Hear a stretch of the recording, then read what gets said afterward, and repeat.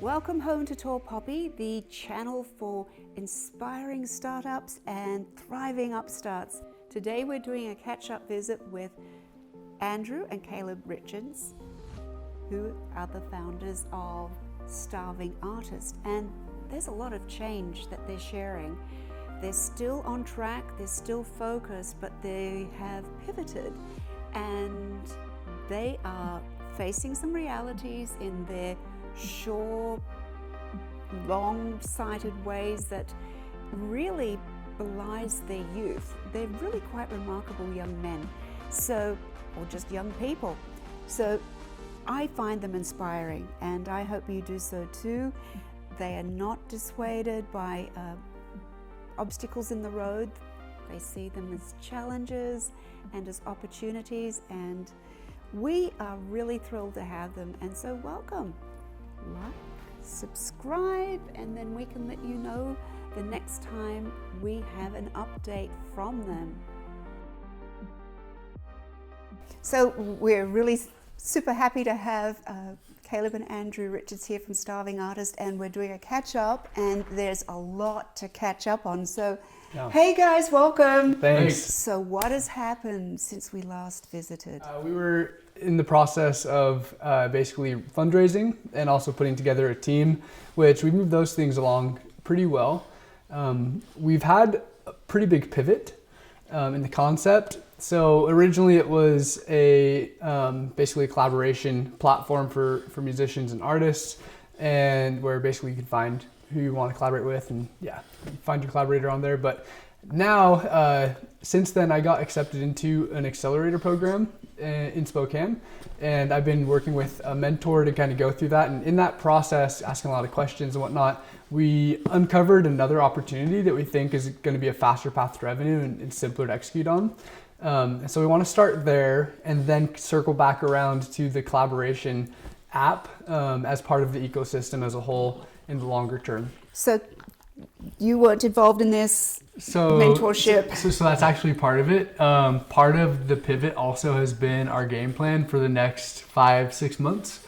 And so basically we're at a spot where, to be totally honest, we've sold our car to pay our bills. Like, we've sold some of our camera gear to pay our bills, and we don't have anything else to sell to pay our bills. And so I'm actually going back to door. I'm going to Kansas for the next 5 months, and I'm going to generate the funds to pay off our debts so we're debt free, and then also give ourselves 2 years of runway and generate enough cash so that we could fuel in, kind of go more bootstrap mode. And then Caleb's going to go full time with the business. So twin power. And you're still showing a lot of responsibility there. So, that takes a lot of discipline. This is going to be the first time you two have been away from each other. So how's that going to be, especially when you're away? And are you going to enjoy that? I'm excited. Yeah, I'm excited. It was kind of weird. I was saying bye to my parents yesterday, and because you're leaving tomorrow, aren't you? Flying out tomorrow. It was a mixture of feelings. It's the 7th time that we've gone away for like more than 3 or 4 months at a time, and then go out, go work, come back. And so this is like the 7th time, so I'm used to it, but it's the first time being just me and not both of us. So it's interesting. I look forward to it in the sense that I'm going to figure out who I am compared to just like we are the twins. Now I'm Andrew. So it's that part of that, it's an important psychological component called self-differentiation.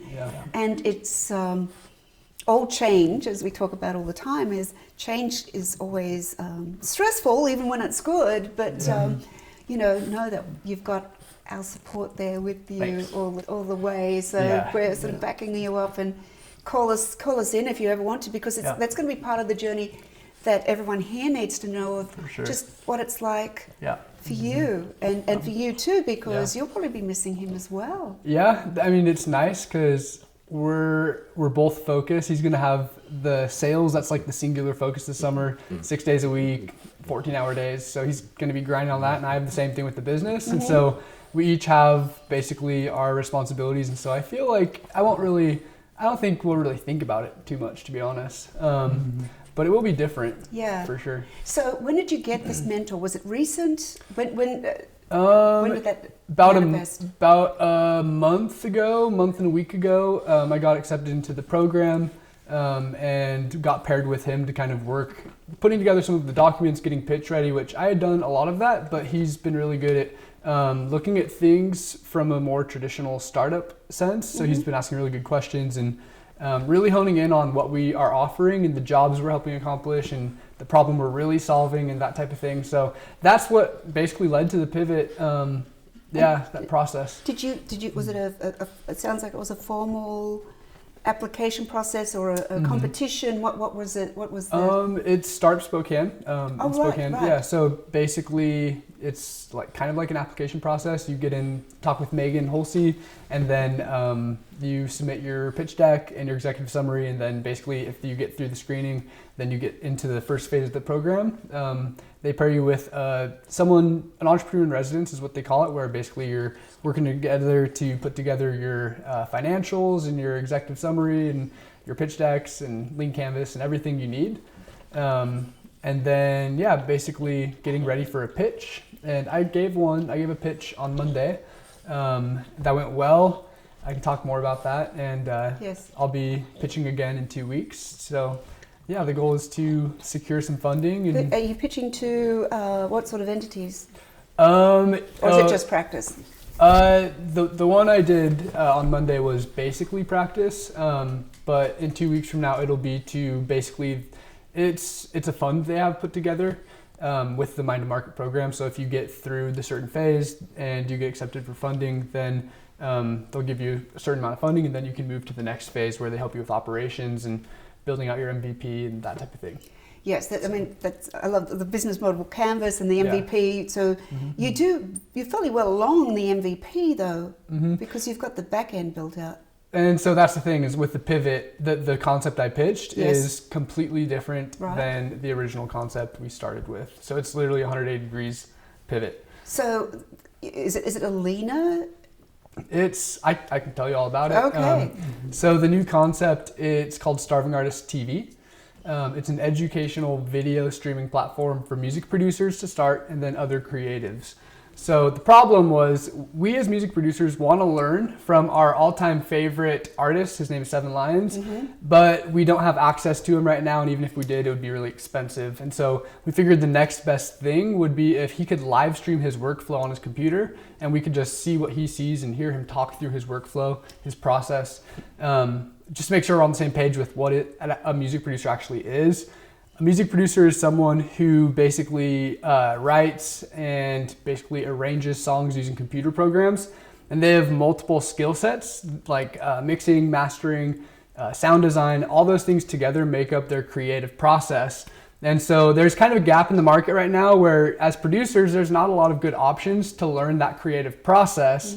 There's like masterclass on one end where they film, create courses and they sell like course at a premium. But it's like a high level strategy taught by a celebrity, not the detailed process. And then on the other end, you have Twitch. They're like a gaming platform, but one of their... Right, and that's Gary Vee. Gary Vee is one of the investors in that. Twitch, yes, he's really gung-ho about it. Which is awesome, it's great. It's just a little different. I think we can have a space right beside them because... Well, you're making your own space. It's like is it Blue Ocean strategy. You're making your own ocean in...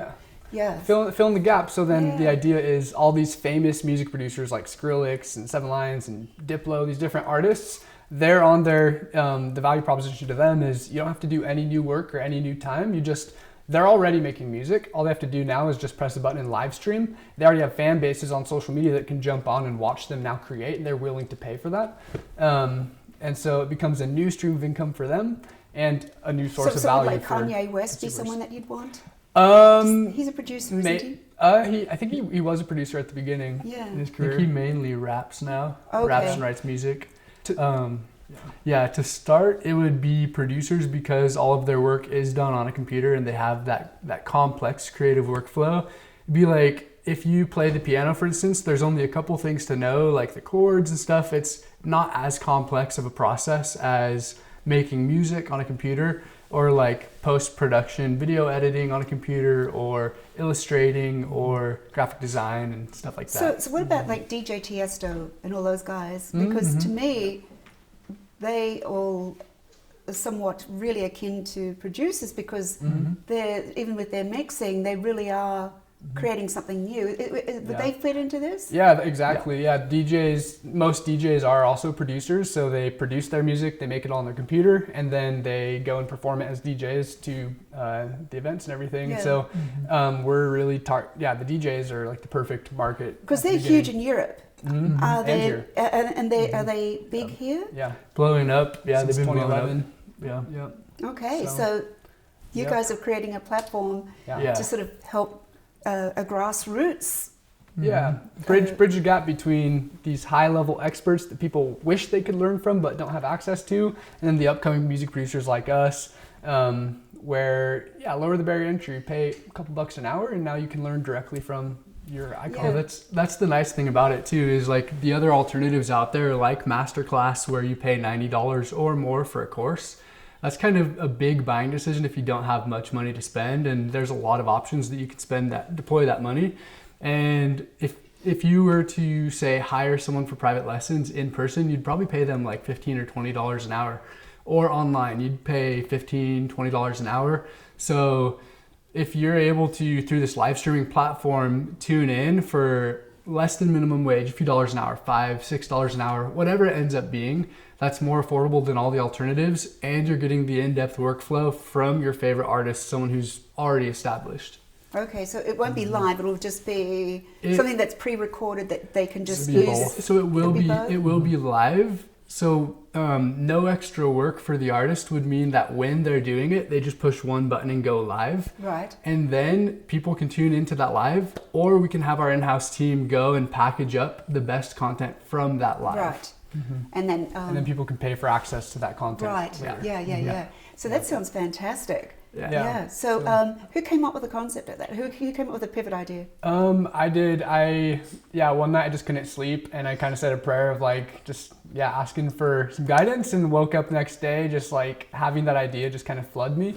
And at first I was kind of blocked off to it, because the immediate first thought as well, would these famous music producers be willing to actually live stream their process and let people see, like, they don't want to give away their secret sauce or whatever. And like, that was my initial, I almost didn't even think about the idea. And a lot of people brought that up, but then when you start thinking about it, it's like, okay, well, even if someone has the knowledge, it's a totally different subject to have the knowledge and then apply it over the years and put in the time and actually build up the muscles it takes. Like the same thing, you could know what to do at the gym, but until you actually go year in, year out and build up the muscles yourself, you're not going to be able to have the same skills. So it's a similar thing to like what we're doing here at Tall Poppy. We're trying to show the flow of all these different businesses, and they're all different. Yeah. And they're all changing and morphing. But it's to supposedly give encouragement to people that it's as Jordan Peterson, start badly, aim towards a star. And as you're moving toward, you've got to just keep moving. But as long as you're moving, you'll find that maybe that star wasn't right, and it's actually behind there. But at least you know, because you wouldn't have known if you hadn't have been going in that direction. True, so exactly. yeah. So and it's as you were saying, you can have the same recipe, but when it's your music and your own little tweaks here and there, it becomes something totally new. Yeah. And so that simple thought kind of opened our minds to, it's like, okay, well, that would be an awesome opportunity. Because imagine, say you're an artist, a well-known artist, and you have even just 100,000 fans, and you can get 1,000 people to tune in for $6 an hour, 1 hour a week. That's an extra $6,000 a week for doing nothing new. You're already making music. It's just a new income stream. Do you think it's also another way for them to leave a legacy? Yeah, it could be. Yeah, totally. Yeah, because you're really influencing other people, not only to listen to music, but to create music. And like Mozart, and just the people who are penultimate in art have influenced other people, but no one copied them really. It's just that they were a guiding light. So this sounds. Totally. So how are you going to monetize this? Well, it's just premium content. So we have an assumption that people would be willing to pay. We have a model we want to test. It's either pay by the hour or by the minute for access. So basically you would come in, you would pay for like 2 hours of access, let's say, on a subscription. And then every time you run out of time, it just auto bills for another 2 hours of time. So essentially, anytime you're watching content, you're paying to watch that content. And then we just split that revenue with the artists. So we'd keep a share, they'd keep a share. And are you going to also build in advertising and other I think if we reach clicks? scale, I think later on we could. Yeah, definitely. Right from the start, you could probably be getting different forms of revenue, especially from the data. Yeah. So, what is your mentor? What have you learned from the mentor already? He comes from different industries, a different industry. He's very the biggest thing I think was his mindset. He looks from a jobs to be done perspective, meaning like what's the actual job you're helping your end customer accomplish. So the problem that you're solving. Yeah, what's the problem you're solving? But they have a specific job to get done. And if you help them with the wrong job, it might be nice for them, but it might not be a monetizable job. Meaning so if, for instance, with our old concept, we assumed the job for helping musicians find who they need to find to collaborate. We assumed the job was they were just trying to find someone to collaborate. Whereas really that was one step in the puzzle. The reason they were trying to find someone was because they needed to finish their music or they wanted to collaborate on a song. So that's really the job they were after, was finishing their music or collaborating on a song. Well, they're really wanting to get their music out to the public because everyone wants to share. If you're a creative. Yeah. And those are two different jobs. They're along the same path, but one of them is nice, but the other one is okay, if you can help me finish my music and actually get it done well and quality and in a good time, then I'll pay for that. And so because you could monetize that. Yeah. Whereas the other step is it's along that path, but it's not as important to the person. The job. So he's helped us. Is it really, if I'm understanding this correctly, so the job is when you get it to an end point, or not the terminal point, but a end point of a process where that function, once it's reached, could be monetized? Is that what he means by a job? Yeah, in a way. Because that's when there's value. When someone will pay it when they see that they can actually do something with the result. Yeah. Am I understanding it correctly? Yeah, that makes sense. Yeah, okay. So this is an interesting way that he's seeing that. I like that. It's way more in line. We've also had a big mindset shift. A resource I would recommend, it's called Lean Stack. They have a blog. Yes. Check out. Yeah, Lean Stack is awesome. We read through, they have an article, the Steve and Larry article. It's comparing the two different mindsets that all entrepreneurs go through, but it just kind of tells this journey of Steve, the guy who has an idea, and a year later he's tried raising funding, tried bootstrapping it, and he's still stuck imagining his idea. And Larry, he has a different mindset, and because of that he has growing revenue, growing team, growing product a year from now, and he kind of goes through and details why they're different. And we can really relate because we were in the old mindset before, and through doing that research, we've kind of shifted our mindset. Do you think that when you get stuck, is it because you're trying to overwork it and make it too perfect? Is that one of the reasons why you can get caught up? Could be. I feel for us, it was a lot of not knowing what to do. You don't know what you don't know. True. Yeah. And so, when you don't have clarity around what the right thing to do is, a lot of the right things to do are the counterintuitive things. So you want to actually, if you're going with your gut and it's I think this is right, it's probably not right. So that's an interesting thing, because you guys, both of you are, you're not lazy and you're proactive. Yeah. And so was there some sense of you being frustrated that you you didn't know where to go and how to go? It was interesting because we have always felt like we are making progress of some kind because we're always learning, and the more you do learn, it's almost you gain more clarity, but then you also gain more clarity on what you don't know, and then it's you start going in a cycle of learning and then reapplying to your original thing of what you learned, and then kind of reiterating on that cycle until, as long as the spiral's going up. Yeah. Not that it's going into a vortex down. It's all good. It's all good. moving in the right direction. It's moving forward. But sometimes it can feel just I'd say the biggest thing that's helped is just immersing ourselves and just soaking up as much knowledge as we could and just being hungry to learn, because that's really what led me to then stumbling on Lean Stack and kind of learning more about like the lean process and lean business canvas and all that type of stuff. We like the business canvas. It's awesome.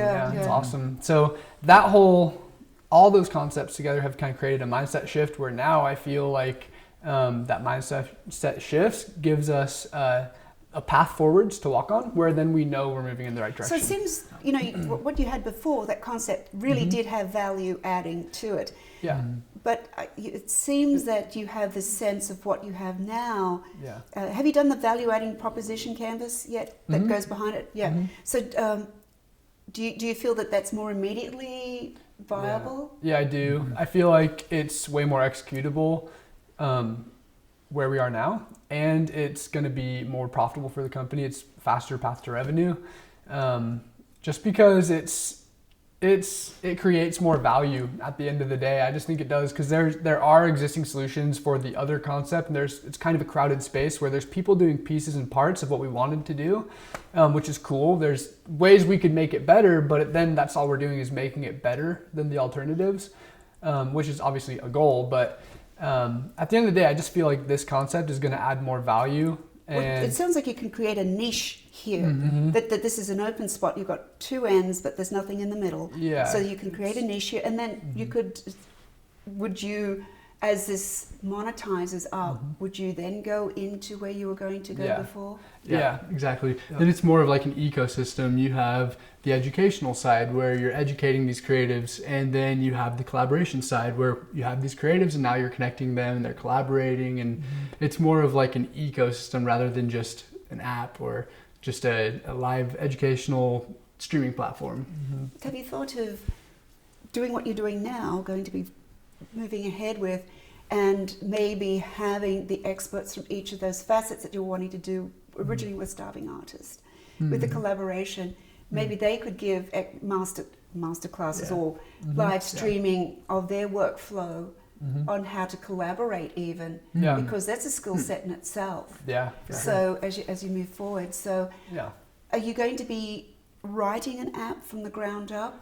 No, we're going to start with just a web app, just because music producers, they do the majority of their workflow on a laptop or a desktop, and so it would be ideal for them if they could just kind of switch between their digital audio workstation they do their music in, and then switch over to the web where they can watch the live stream. Could you partner with any of those platforms? There are some platforms, some services where you can basically white label their streaming platform and customize it for what you need, which those are really affordable ways to kind of test the concept early on without spending 4 to 6 months for development and getting down the line and realizing it's not going to work. So you're going to be doing that while Andrew's out in Kansas City. Yep. Anyone in Kansas, if you see his smiling face at the door anywhere, who are you going to be working with? So I'm going to be selling Dish Network. Okay. I honestly don't watch TV, but I do believe that if you do have TV, they have the best equipment and the best price, and so that's why I sell Dish. Because you've worked with them before, haven't you? Yeah, this will be my fifth summer, so. Right, so it's not though you're new to the market. Yeah, and I'm going in with a totally different mindset than I've ever had, totally different level of commitment, and so in what ways has it changed? Because you both of you were very dedicated before, because you'd practice routines and models and role models, and so what are you going to do? What's different this time? So one of the big ones is previously we had been managing and training teams. We had been leading teams, so I won't have a team. My little brother will be out there with me too, so that'll be cool. But I won't be having that pressure or stress of managing and leading and training a team. So I'll have a lot of mental energy to focus on just that, just selling. And then the other thing is, like, one of the summers we were starting the original concept Starving Artists, so we were doing meetings, and then we were also leading a team, leading the office, and doing our own sales, and it was so split focus. So I'm gonna only have one focus, and Caleb, he has the business under control for 5 months, and so just one clarity of focus. And then I would say the third thing is just like maxing out the routines. maxing out the hours on the doors. Instead of putting in 5 or 6 hours every day, I'm going to put in 8 to 9 hours every single day. And then take more food with you this time. Yeah. And I'm gonna be meal prepping, saving a lot of time, and yeah. So just a couple of different things that are gonna add up to a totally new level.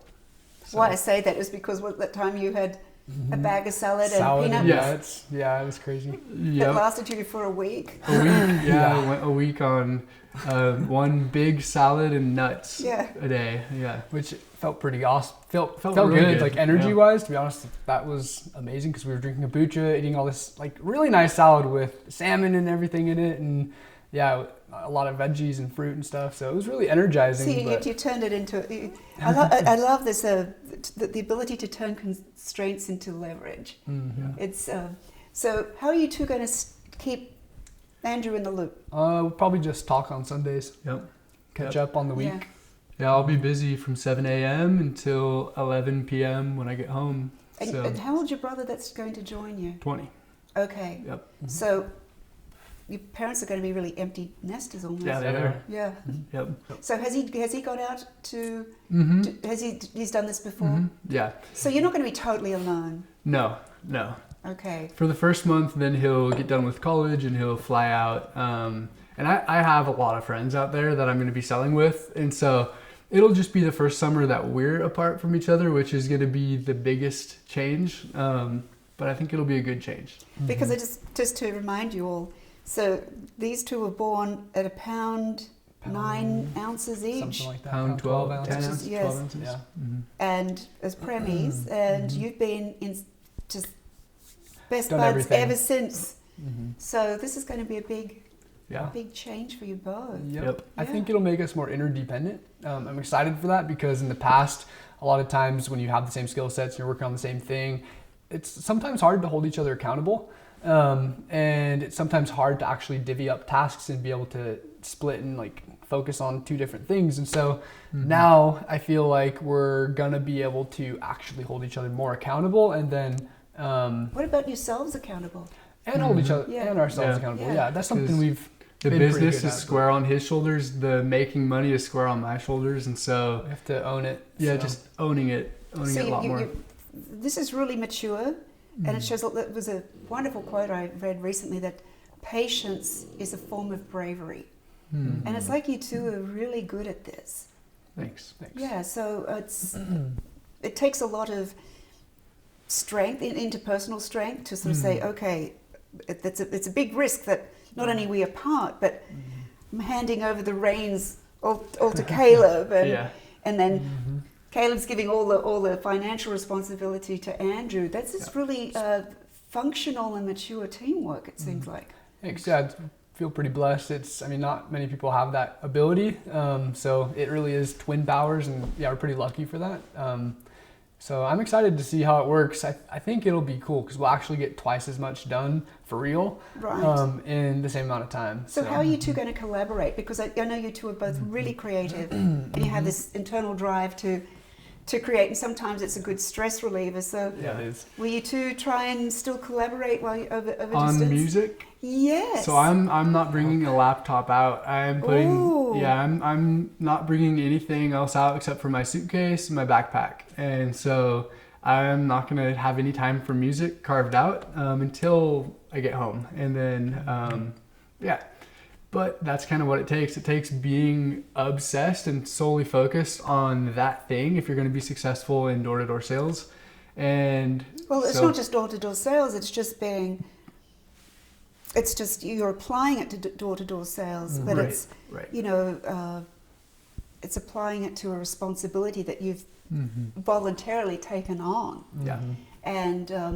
And then you're committing yourself to this organization to do it, and to the customers that you're going to go out and see. So that's a big sacrifice.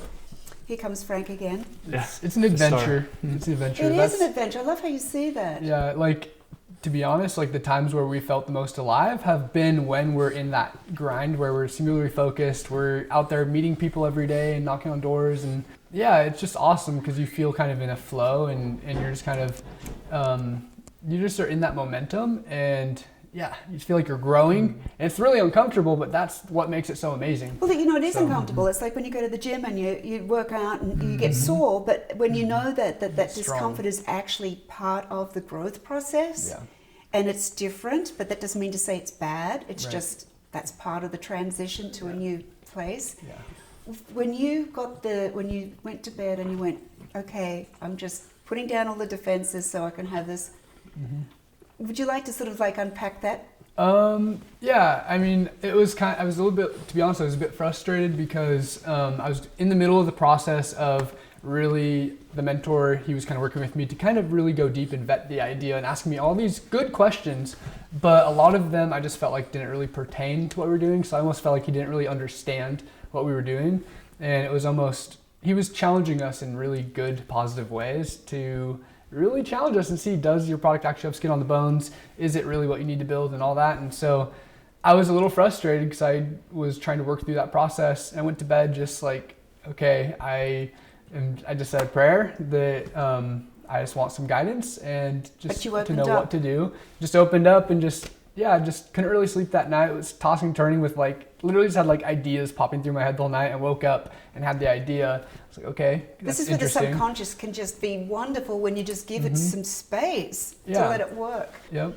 So that's kind of how it happened. And I woke up the next day and kind of had the idea, and it just, it was almost one of those ideas where I almost just played it off. It didn't even acknowledge it. And Did you tell Caleb straight away? I told Andrew. Sorry, Andrew. Oh, you're good. You're good. I told him Angelica was with us, and so I actually told her first, and then we talked about it, and then we went and told Andrew about it, and the more we talked about it, it made a lot more sense. And so, just being open. It's. And what did the mentor think of it? He's on board with it. So he was receptive to it when you brought it up. Yeah. After basically communicated the concept and how we thought it was better to execute on first, he totally gets it. So there's a wonderful quote, another saying that says, a business, a mentor and a coach. The difference is a coach will ask really good questions, and a mentor will give you great advice because they've been through it before. Sometimes a coach has never been in a business, but they ask really good questions. Has this chap done both? Yeah, I'd say it's a mix of both. With him doing his due diligence, understanding the concept, and asking really good questions, that's kind of more the coach form.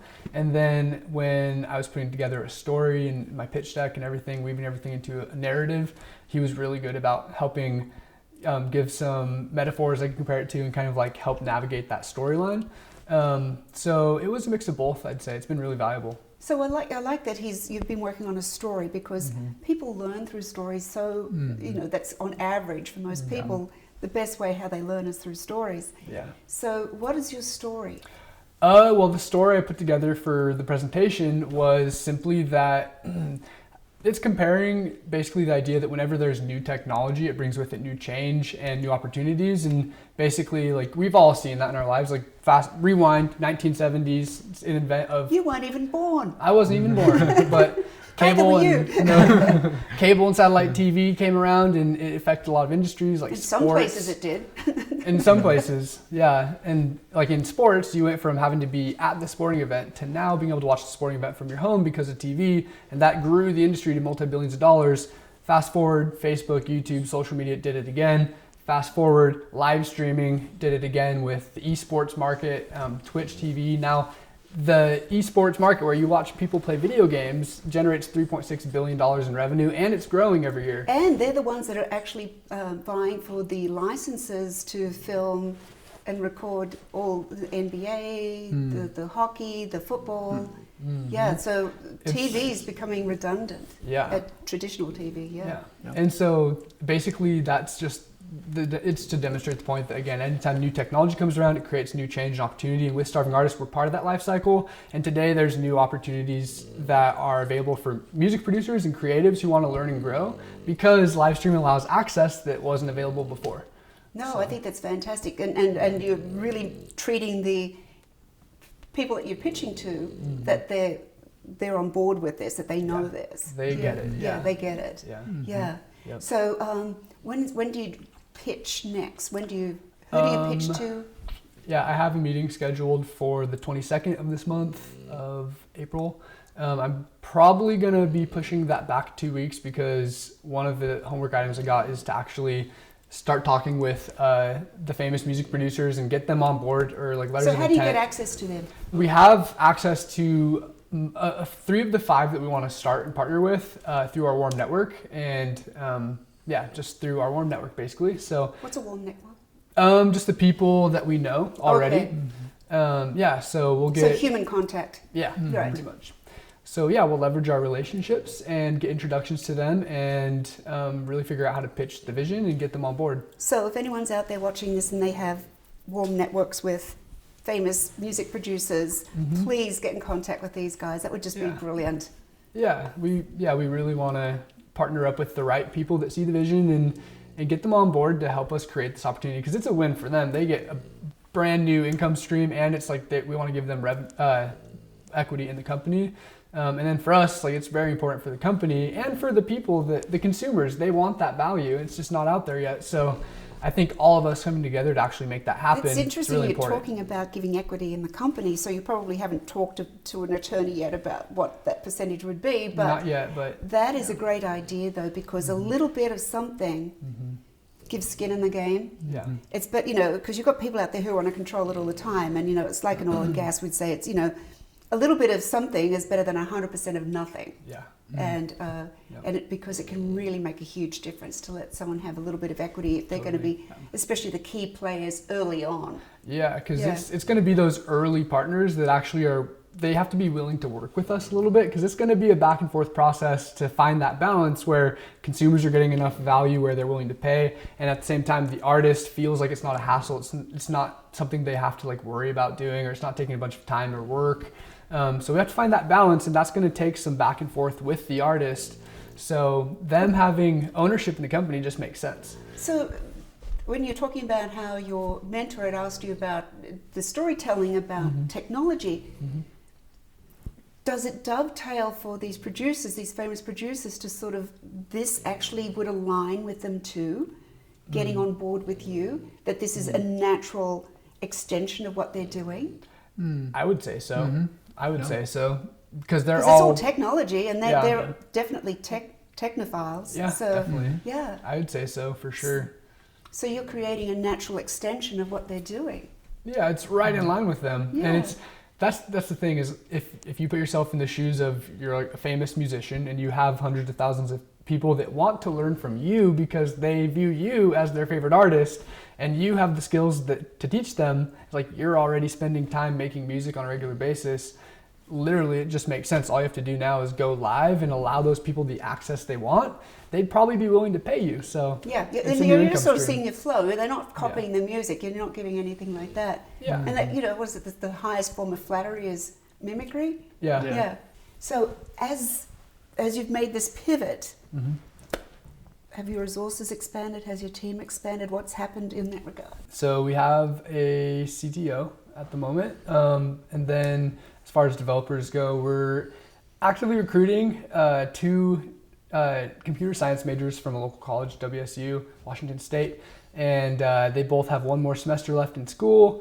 One does front end, one does back end. They're kind of a team, so they've worked together on a lot of projects. So they've worked together before? A lot. Excellent. So they're really, really hard workers, really good guys from what we have seen so far, and they were recommended by one of our past investors, and so if he's recommending them, we really trust his opinion. And also with your CTO, he knows quality when he sees it. And so they'll be talking, and pretty good feeling that they're going to be coming on board. We're going to be able to find a way to work together. So that feels good, because again, that's our weakness. We're not really on the tech side of things. I am going to start learning some code so I can at least communicate better with them. But that's kind of where we need to find other people and pull them in. Are you going to give them a little bit of action in the company too, so that because it really makes a huge difference. The idea is to just see how we all fit together during the summer. So give it like a 2-3 month test period, and then after that, if it is a fit, we definitely want to offer vested equity and get everyone bought in, because we can't do it ourselves. We need people bought in and owning it with us. So that's really what we're looking for. And what amazing thing to have on their resume too, because you know, we don't know how this is going to work out, but I know that a lot of employers, for example, love to see people come to them that know what it's like to have their own business. So but hopefully that's not going to be the case, that you guys are going to be rinsing and repeating what you're doing. So what did your CTO think of your new concept that came up? Seems like he's on board. He understands it, believes it, and yeah, we actually had a meeting today with a local development agency, just to kind of do our due diligence with the product architecture and figure out the scope of things and the cost and whatnot. So then for the program we're working with, when we pitch in a couple weeks, we can have that included in the pitch and it's more credible. So yeah, he went to the meeting with us today and that went really well. And so I think he's on board. So one thing that Bailey Heckel talks about, because she's a real expert at creating an architecture of an entity so it can scale as it grows. So as you're looking at your technical side to scale as it grows. Have you looked at your organization, how it can scale? Have you created an architecture for it to scale as you grow? As in like the culture? As in the culture, as the organization, as in you know, the finances, as in your staffing, as in... We have on a very high level. We actually need to talk to Bailey again. We talked to her a few months ago. And oh, you did? Yeah. Oh, awesome. Yeah, Bailey's awesome. Isn't she? I love Bailey. She had really good energy. So but she's also got amazing experience. Yeah, for sure. So yeah, we want to talk with her again and kind of catch up. And I think that's something where, again, we're looking to learn from people that do have that experience that we lack, and they can kind of help us set those things up. And I think it's important because, you know, when you get into your own entity and your own idea, you can fall in love with that concept, but you don't add value to it by understanding how to do that as she calls it, architecture to scale for success. And it's so easy to overlook that. I'm so glad that you've spoken with her. It was awesome. It was this previous summer at Think Big. Yes. Yeah. We were presenting on Starving Artist at the Spirit Art Gallery, and she walked in and we all connected pretty well, and they arranged a meeting, followed up, and heard more of her story, and that's kind of how we met. She's very generous. There's some really amazing people like that around here. It's awesome. So I'm going to give you your little...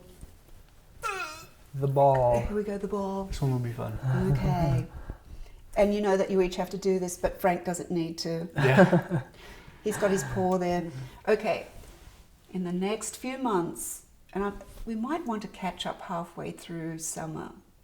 Just to sort of see how it's going, and we might call you in. I can jump on my Skype or something. Let's do that. So like 3 months? Yeah. Okay. So in the next 3 months, what do you need and what do you want? In the next 3 months, what do we need and what do we want? What do you need and what do you want? I need and want. Well, I'm locking down funding within the next month, ideally. Putting together the team, securing those things in the next month, ideally. Who's the funding with? The funding would be with the Mind to Market group we're working with. What do I need? Probably more folks that have walked that path. Once we're actually established and we have everything running, I think pulling in the right advisors and mentors to the company will be important. Just like, for instance, Bailey Heckel to help us with company culture and set up the architecture the right way. And a couple different people that I think would be valuable to add into kind of our circle. That's one thing. I'd say that's probably like the main thing. What about the producers? You got the producers? The initial ones? That's the other thing. The famous music producers, we're gonna need them to be on board and partnered up. And so that's something I'm getting started on this week, talking to them and pitching the vision and getting them bought on board. So I guess introductions, if people know other people, artists, that would be interested in this type of thing, introductions would be cool. But again, we're pretty confident we can access most of those artists through our warm network. So, yeah. Yeah. And what do I need? What do you want? And What do what I do you want? need? So, what do I want? I want a lot of people to be, I guess, receptive when I knock on their doors. That's going to be the energy that I bring. So that's something that something that I'm going to be focused on. And really in 3 months will be about halfway through the summer. And so I'm just going to be really focused on staying focused, really focused on putting in the work, maxing out each day. Cause I'm really only going to be about halfway through at that point. And, so yeah, that's about it on and my what end. do you need to do that? What I need to do that. I think I just need to do it. Like, as simple as that sounds, like I just need to keep the focus and do those small things. Go to bed on time, wake up early, do my morning routine, and then put the maximum hours on the doors and do that every single day. So. When we first started visiting, I just had such a good feeling with you guys and about what you're doing. I'm so impressed by your patience. I'm so impressed by how you pivot. I'm so impressed by your resilience. Thanks. And I think everyone else is too. So anything that you can throw towards these guys that is, of benefit, contacts, resources, investment. If you like their story, if you have any suggestions to what you think that they might be needing to do, or some words of encouragement, we'd love to hear it. And so we'll visit in 3 months' time. Yeah. Okay. Hit like, Sounds hit subscribe, and then we can let you know when we have the latest news on them again. Thank you. Thanks, Good Josephie. luck. Yeah, thank you. Thank you for watching the video. I know that you're excited in following these people. Hit like, hit subscribe, and hit the notification bell.